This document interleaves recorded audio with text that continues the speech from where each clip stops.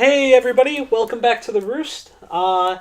Today with us, no guests, but it's just Chelsea and myself. Mm-hmm. So, Chelsea, I know you said that you had something to really go about doing this, or showing us today. So why don't you go ahead and show us? Okay, it has been a huge subject recently. It always is, coming in the holiday years with the artists and everything. The subject of who's popular, what's popular, fandoms, and the best of the best, copyright. Okay, go on. Okay, so pretty much to kick this off, I want to get a legitimate reaction on audio of some fan art that I found. And I'll post the links to the sources and the artists and everything, because crediting is a very big thing with us. So, pretty much, I would like to show you some fan art that I found. Okay. And we've been playing Undertale a lot. Right. So, I found this. Oh, that's pretty good. The next one isn't Undertale, but it's just simply as cute. You know, we should really talk about what the picture is. Well, I mean, the first one, it's I'm guessing everybody knows of the game Cooking Mama. Mm-hmm. And, this one is Cooking Undyne, Turn Up the Heat, and poor Papyrus is just in the corner there. Outside the window? Just staring at Frisk, horribly staring. And it's just adorable, and everything, oh my god, I didn't notice this, but there's a veggie dude on there. Oh my gosh, and there's spears in the corner. There's spaghetti, crushed things, the table's on fire. Okay, what's the next piece of fan art? We're going to a very near and dear series to both of us. Okay, go on. Oh my god, I've seen this, or something like this, with the Pikachu and the different ponchos. So it's Pikachu wearing ponchos of Mega Evolutions.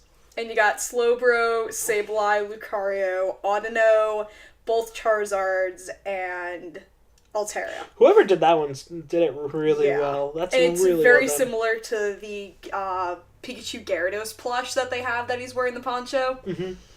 Now, this one, you've also been playing a lot of this game. Go on. And the next one is an artist rendition of it, and I find it absolutely beautiful. Go for it. Because I thought it was original art. Oh my god, that's really good. It's I've been playing a lot of Metal Gear Rising, and we can go into that in a little bit. Where I want to talk about Metal Gear Rising. Pencil sketch. Oh, that's really. It's pictures of Raiden. We'll post links. He is my cyborg man wife. We'll post links on the description of this, where with to credit all of them. All of the fan arts. The last one is actually a friend of mine. She posted it, and I fell in love. Go ahead.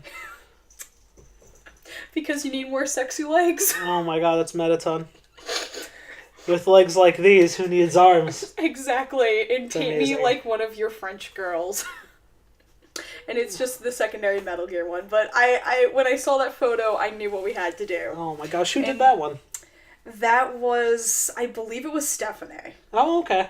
And she does amazing art, and I just, those legs. Oh my gosh. The beautiful legs with the ridiculous heels she put on, too. I know, they're really well done. Those heels, man. Yeah, I don't understand how people could stand in those types of heels. It's actually just pretty much... Well, I mean, it's like you feel natural, right? Because you're on your toes. If you stand on your toes and like you start falling back, that's where the heel actually catches you, so it gives you support of all. It doesn't knock you off balance. Well, yeah, because it's almost natural-esque. Okay, what else you got for me? That is all the fan art that I have for you, but that also leads into the fun progress of fandoms. Okay, go on. Oh my god. I mean, it's made its rounds around Facebook with Steven Universe and the Tumblr. The TLDR where one of the artists drew the gems. I think she drew Amethyst Skinny or something. And, I mean, I never paid too much attention. It was just a gigantic drama pin. And people started saying that she was fat-shaming, that she was homophobic, transphobic, like any phobia you could throw out that Tumblr and social justice warriors would say was being thrown. and the girl supposedly gave a suicide note on Tumblr and then vanished. Okay. And she gave an update from the hospital. She stayed in the hospital, I think, for 3 days under suicide watch. Because she actually did try to commit suicide because of this. Okay. Like, you have the horrible things in the fandoms. And the fact that also just the mixture of fandoms and Tumblr, I really believe, is a horrible, just acidic pit of pure toxicity. So, like, I guess we can talk about fandoms. And that also leads into cosplay. I mean, I've seen people get called out for cosplaying as Pearl and Garnet, saying that they're white-facing and red-facing, or black-facing. Like, that's a really tricky one. Technically, like, I mean, at that point, you can call anyone who does Shadow Link or Peter Pan Shadow technically black-facing. Well, if you're going into that kind of extreme, I mean, like, they're changing their entire skin color. I don't know. I don't know if it's worth, like, going into that far, but it just leads into the fact that all of the bad parts of fandoms are being pulled up, but then you have some really amazing parts to the fandoms. You have the artists, the people who do the parody work. Right. I mean, you got some really good things coming out of some of these fandoms. There is, I mean, I guess since we were talking about Undertale, right? Mm-hmm. Undertale seems to have a really nice fandom, which is weird. Right, like... I mean, look at all the people who do pacifist runs, and then there's me holding a sign that says, I only play genocide. So, funny enough story, right? Like, Undertale was, like, one of those communities where, like, the fandom was weirdly, like, inclusive. It's weird. It's, like, everything that I've seen about it, people have been, like, understanding, loving it, whatever. It's one of those that you'd feel like they'd have, like a very, like, Five Nights at Freddy's type, like, fandom where, like, they're too into it. Like, almost a cult following. Or, like, sexually attracted to the characters, or whatever. God, purple guys. Yeah. Well, I mean, not just that, but there's other things. But, like, whatever. So the idea... Foxy, yeah. The two of those. Yeah, so, like... I can't do it. The whole deal is that, like, Undertale's, like, the normalist fandom that I've seen so far, which is really weird. I mean... I'd also consider like Steven Universe being they're a vicious fandom. I mean, if you don't go into the vicious side of it, well, the normal, like, seeing the stuff, the fan made stuff, a lot of it's not really sexualized. Like, the only one that they'll really sexualize, if anything, is Connie and Steven. Well, but everything else, they just have fun with the fusions because they've already explained that part. Right. So I guess there's nothing more you can really do. I guess it's also because, like, how Undertale did, like, the whole... It feels very Earthboundy. It's very inclusive, right?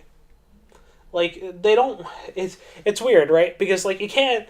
One of, like, the things that I see people try to do is they try to play gender politics, right? With a lot of the characters and a lot of things where they're like, well, this is a homosexual relationship, or this person is transgender, or whatever.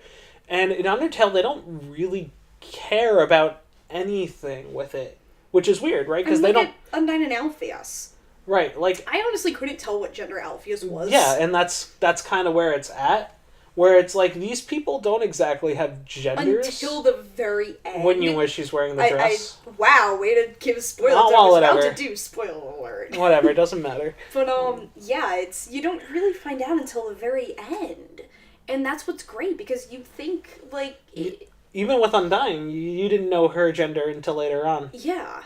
I mean, like, it kind of gives, like, this unique view at the world. Like, the main character, the main character was never associated with a gender.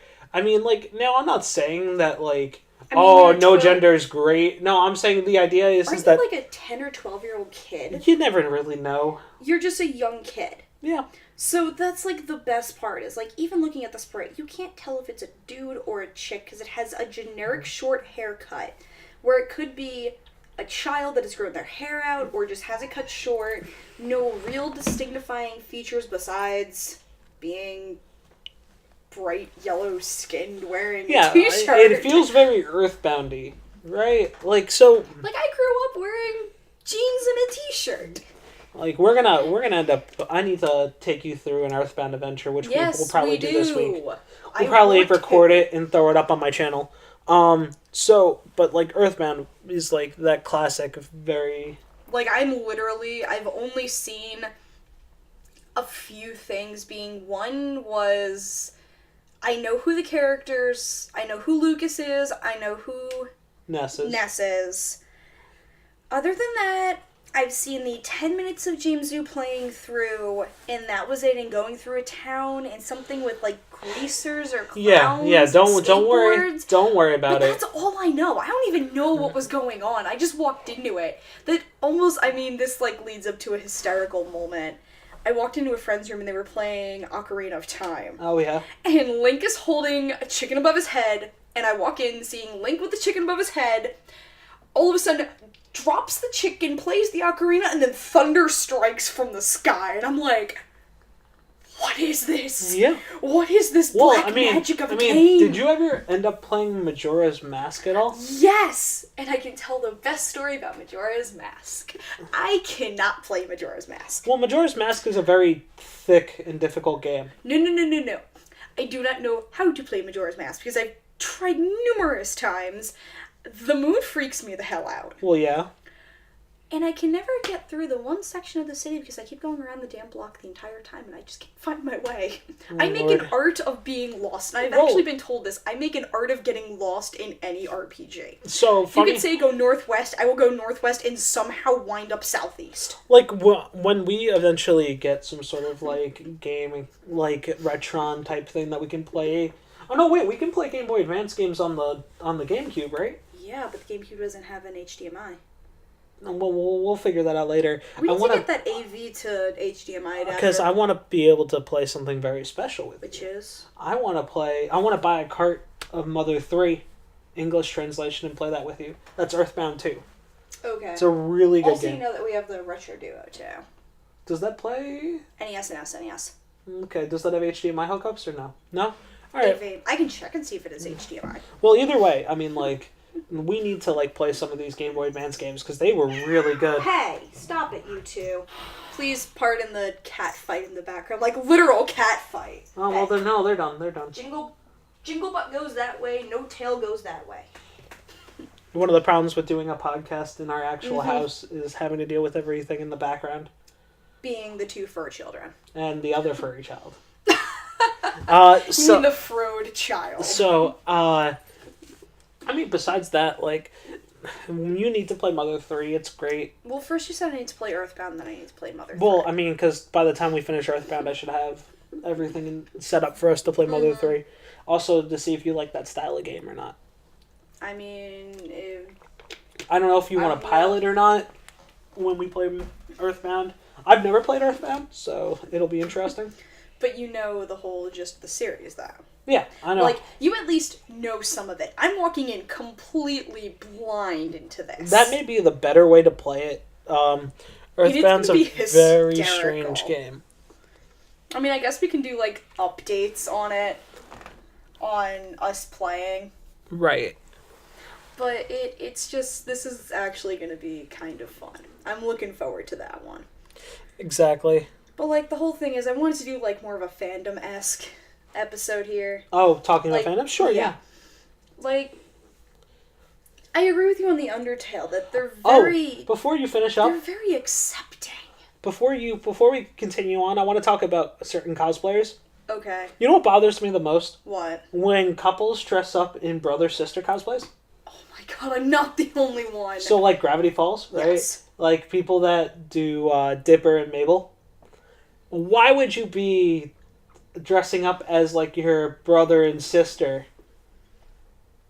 I mean, like, don't get me wrong, like, I could see someone dressing up as one and another person dressing up as another character, but... Like, if anything, do Wendy and Dipper and you guys can ship that and have every fandom, like, every person who considers themselves quote-unquote fandom trash loving you. I know, it's actually, like...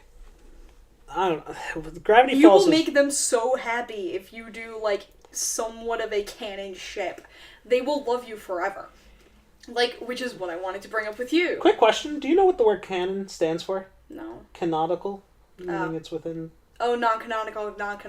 Okay, yeah, And now canonical. that all is clicking into place now. Okay, go on. Okay, so like I said, I wanted to do the cosplay with you No, from thank Gravity you. Falls. No, thank you. I'm not in any mood to cosplay anytime soon. But I mean, we will eventually, just not right now. But What? do you even know who I want to cosplay with you? Yeah, as? you want me to do Dipper and you to do, what's her face? Man, what's her name? I don't remember. Pacifica? Yeah, Pacifican.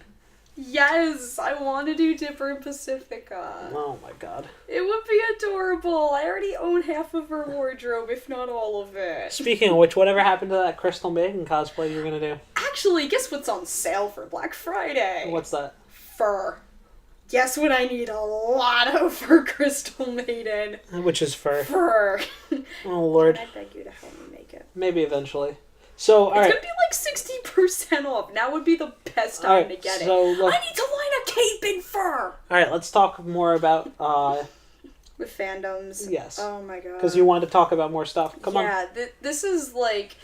It's the life of my existence and the bane of my existence at the same time. It's like the worst double-edged sword. Because it's just... You got, like you were saying, some great, amazing fandoms, and then you just have other fandoms. And then you have a whole nother, like...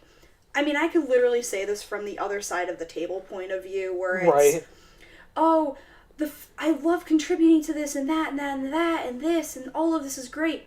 But then you hit my side of the table, which is from the artist standpoint, where we're in that horrible, tight spot of you have a ridiculously amazing fandom that loves to see your work. You can get famous off the work. Being right now, I think the big hitters are Undertale, anything Gravity Falls, anything Steven Universe. Mm-hmm. Like, those, if you make those and you make them super well, you're gonna be found. Actually, you know what? I have a question for you. Mm-hmm. Why have you never considered just,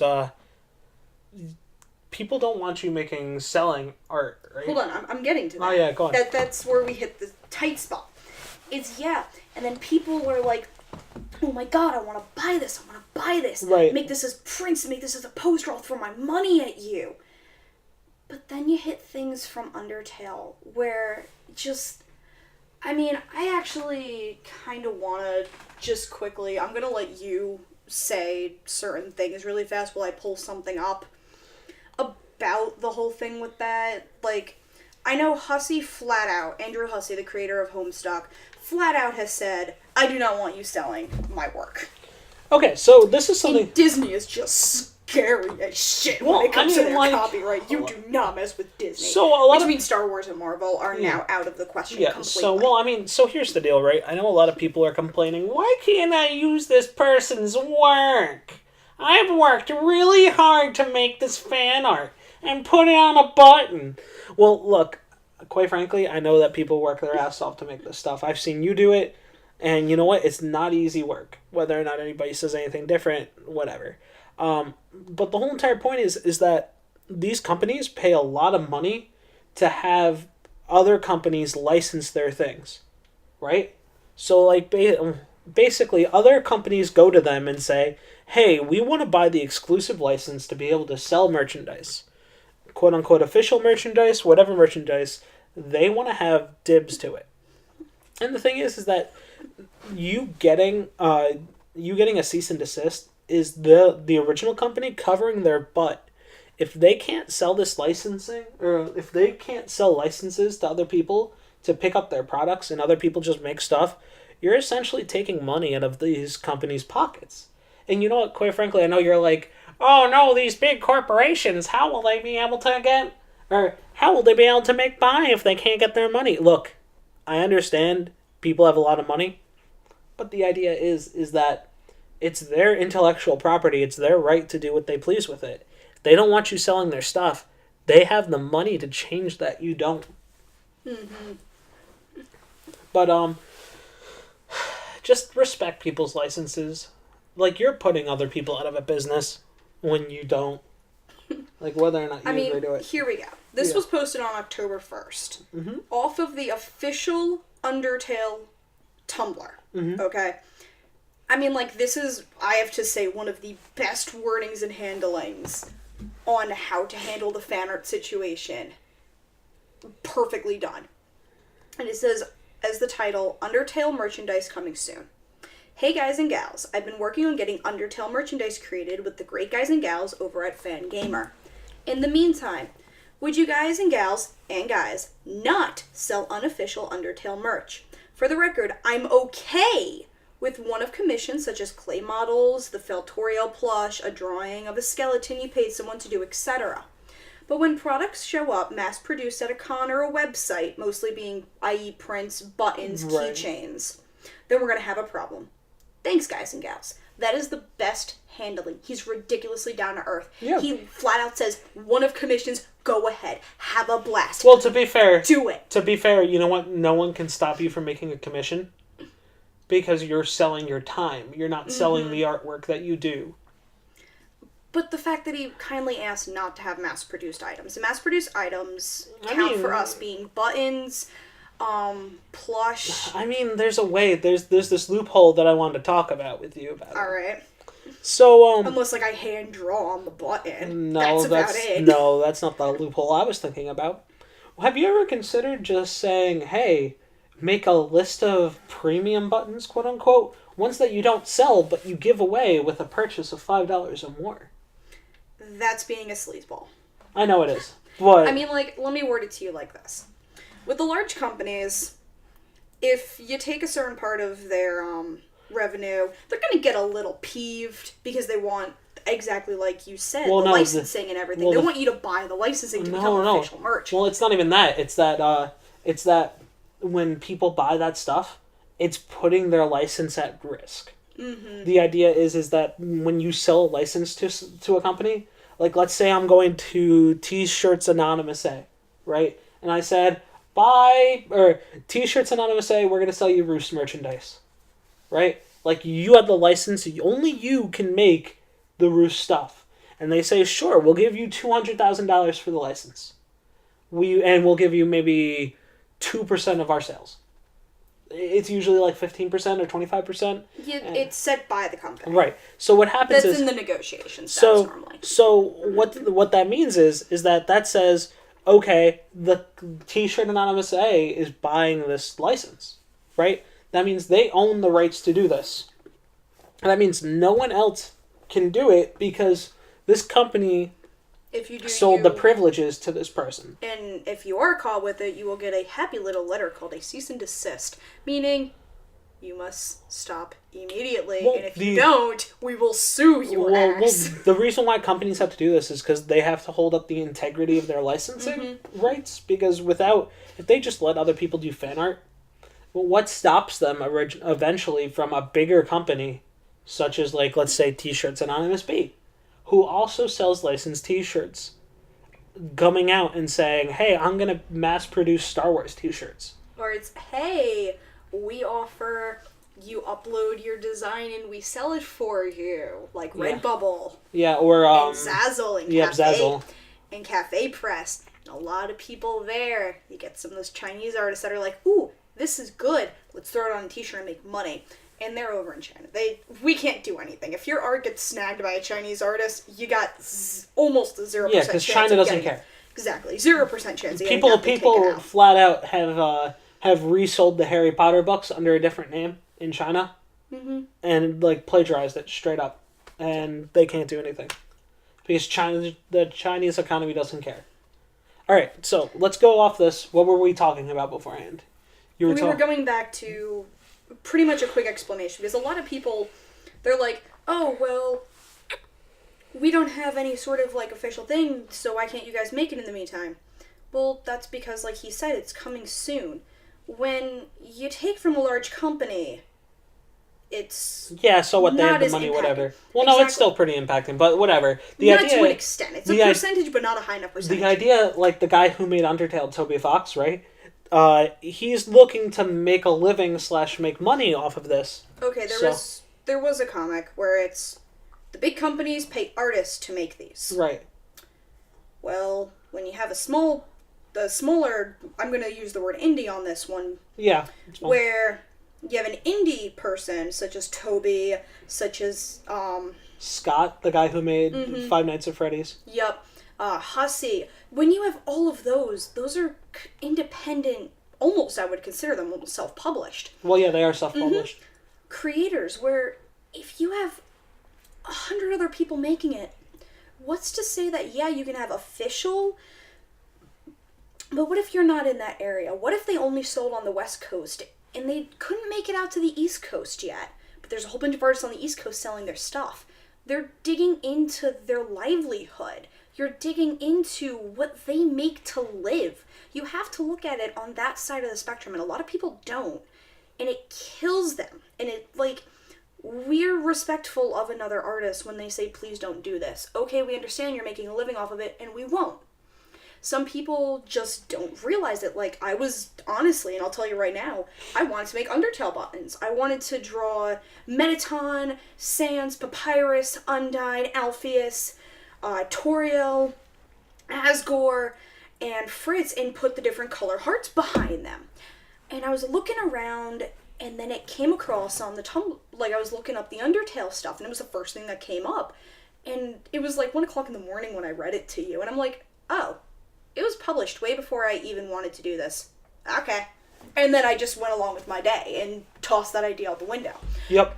I mean, that's not to say that, like, if I don't want to make a single, like, a double set for us to wear for myself and never sell it, but turn my fan art into something that I can wear on a daily basis, or, I will never sell it. Or, maybe give it out as, like, a prize, like, once. Not even that. No, not even once? Nope. I would just make it for myself.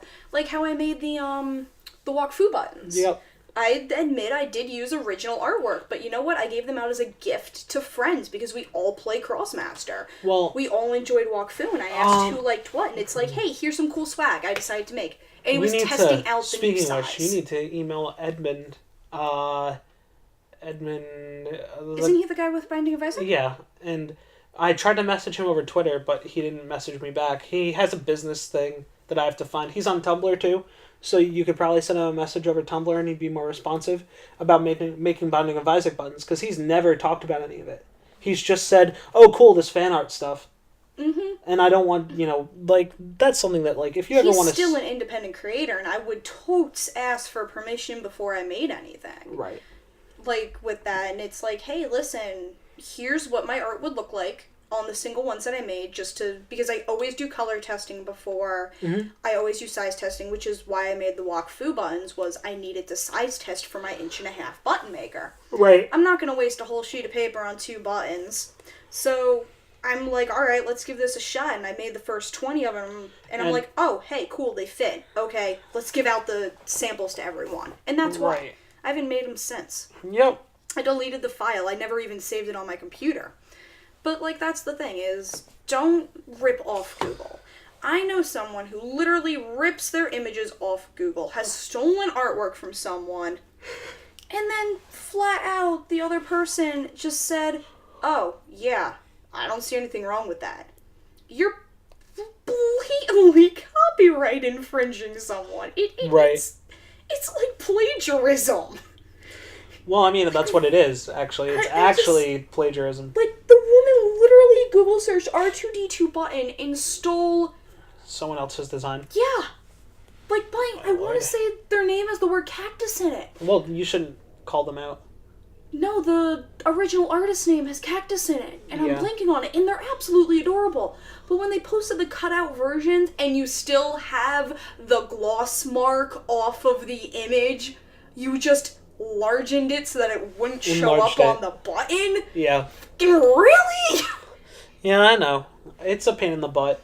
And I mean, that's really the reason why I will only bring fan art to, like, 3 conventions that I know are completely chill with me doing it, being the local one. Yep. Retro Game Con, which we were there. Retro Game Con, Anabash, and maybe Non-Con.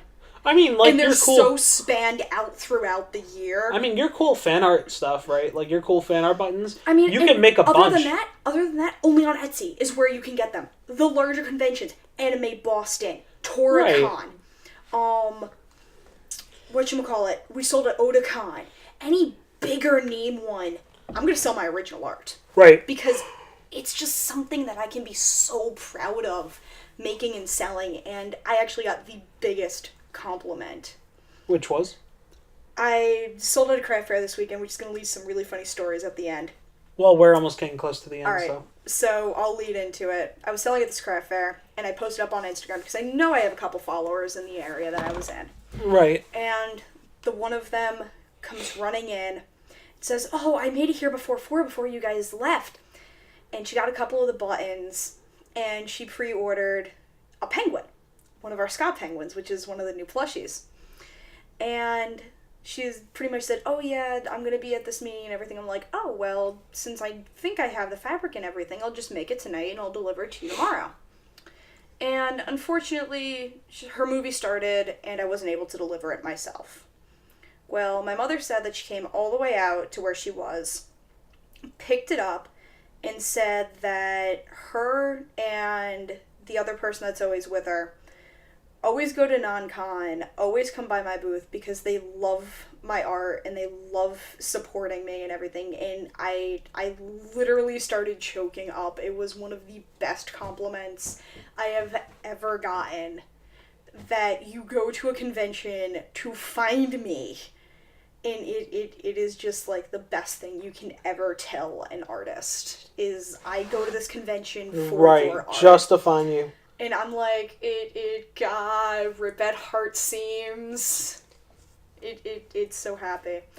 But funny enough, I mean, I've had some funny things happen at a con. I mean, I've had signs on my button displays for 6 years that say, "Please do not remove the buttons."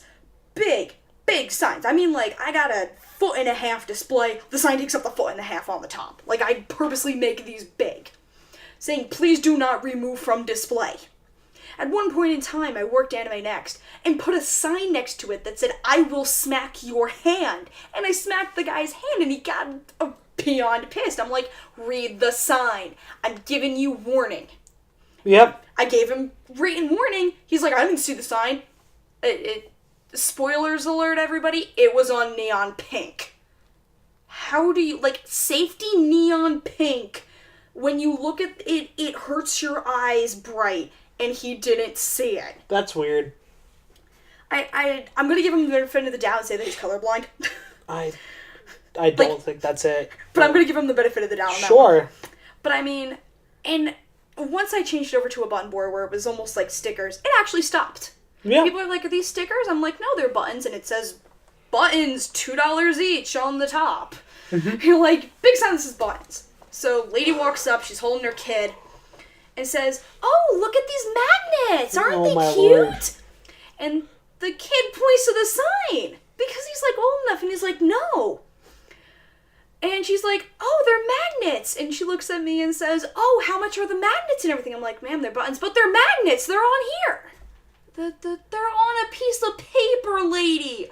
The sign above them says buttons. I don't know how people can be so dumb. I mean, they looked at the giant sheep that I made and said, "Oh, what a cute bunny rabbit." There's a sign next to it that says giant sheep. Oh, my lord. This one is the best. Okay, go on. Alright, so how I print them out is it's a really big sheet of mat board. I print them all out on Avery labels. I cut them to the exact size of the 1.5 inch, and I bought 1.5 inch epoxy, like, resin dots to put over them to protect them. Instead, it makes it look all shiny and pretty. Right. The woman sits there with her, and she made a point in the table before, because the lady compliments her nails, and, "Oh yeah, I just got these done today." Right. With her perfectly brand new manicured nails, picking them off or trying to pull them off my board. Oh, God. And I'm like, "Ma'am, can I help you?" "Yeah, I just want to see what's under these." What? I know. Okay, I mean, I've had some really, really stupid things happen at cons. Right. But craft fairs, my God, do you just walk in the door and become devoid of common sense? I mean, people are just dumb. Like, we could talk about dumb people all day. And the best question I get asked is they look at the stuffed animal. Right. They pick it up. They call it cute and then turn around and ask me, "What's its purpose?" I know, we've done this all the time. At least I didn't get the my dog will rip it apart at this one. That at least made me happy. I never got one of those. But really, I just... And then one woman staring at this thing, and above it, right next to the sign, where she actually said the price of it, because I never told you this one, looked at the pocket mirror. She's like, oh, $4. What is it? I'll give you a hint. It has one of my 3 mascots typed out. Pocket mirror. $4. You had to have read the label to read the price, woman. I think we're going to end that there for today. The angst of hashtag artist problems. So, alright. So, next week, hopefully next week. My con season's finally done, and I'm going to turn around and fall into the bottomless pit called the holidays. So, okay. So, happy Thanksgiving to everybody who celebrates Thanksgiving this week. Hey, first off... Correction. What's up? It is Limit the Turkey Population Day. Okay, let's eradicate another race day. Do we need to give out smallpox blankets? Race war. Smallpox blankets? Oh my god, stop. No, I meant race war against the turkeys, but... No! Sir Gobbleton's the 4th. He tastes so good. Kill the turkeys, race war now. As my cat immediately heard the word turkey. Alright, so... No, you are not sitting in the carcass this year, child. Okay, so this week is the week of Thanksgiving. Hopefully this will be up before Thanksgiving. Oh yeah, most definitely. So everybody enjoy your Thanksgiving. Next week we should be enjoy the tryptophan trips. We should probably be meeting with our first guest, who we will announce via Facebook/Twitter. Yep. And we will be recording at his place of establishment. I don't think we can. Okay, well we'll find a way. Are we going to be probably driving out to Connecticut? Oh, no, we're not. Or New York City. Is that who we're doing? Yeah, we're doing Connecticut. Oh, okay. I thought we were doing our buddy over in Holland Batten. Oh, we may. We'll flip a coin on that one. Well, I mean, it doesn't matter. We'll do one or the other first. Mm-hmm. And then afterwards, after that... No, I wanted to do Holland Patent later because of the release, and I want him to nerd out. Okay. So we will talk about that later. We will be doing I'll get some more post-editing stuff right then. I'll be releasing a new video probably later this week since I'm on vacation and I got a lot of time to edit, so I'll be doing that. Oh my god, you're going to do something productive. I know, God forbid. Looks to my clean desk. Oh my god, I did something productive. So, thank you. The world is ending, everyone. Run away! Thank you guys for joining us this week, and... Will someone please have a slice of strawberry rhubarb pie for me? Enjoy, guys. I can't find it. Help! Alright, guys. Thanks for listening. See ya.